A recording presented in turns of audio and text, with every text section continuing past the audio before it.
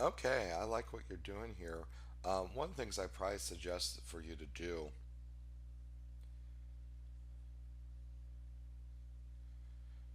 I almost think, I'm just wondering, positioning wise, let's see, layer 7, make sure you name your layers.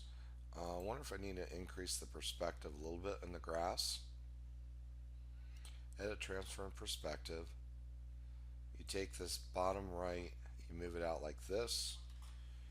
Yeah, I think you definitely want to do something like that. So it creates that perspective. So it gets as farther away, it creates more depth for that. I also think that I think the text needs to go up here at the top, and your character needs to go down more at the bottom. So I'm going to hold down my shift key and click on the top layer here. I'm going to move this down. Kind of could make it a little bit larger. But I also think then once you do that, with your text, I think grace needs to be on its own layer. So I'm going to cut it out and I'm going to paste it on its own layer. And of course, what was the size of that?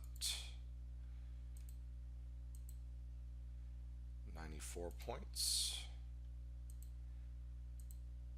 Oops.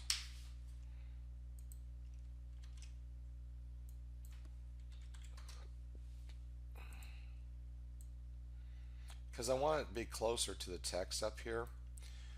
Now, it doesn't keep the styling, so what you do is you just go up, you click on the garden glitter or the style you have there, you go up to layer, layer style, copy layer style, and then you paste it on the new layer.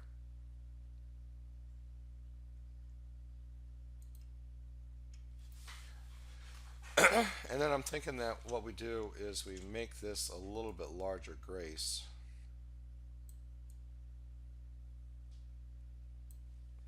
So now it says garden glitter and we know it's grace. Okay.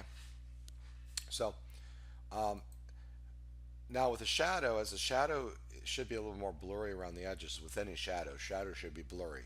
So I'm going to go up here to filter, blur, Gaussian blur.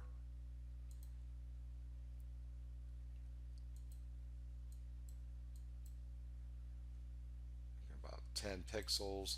Now as it gets farther away, it should get a little bit less, because if it's on that wall, it shouldn't be as much. So what I'll do is I add a layer mask. I'll use a gradient tool, and I'll just use the gradient so that way it kind of, as it goes back, it gets farther away. There's a subtle shadow, but not too much.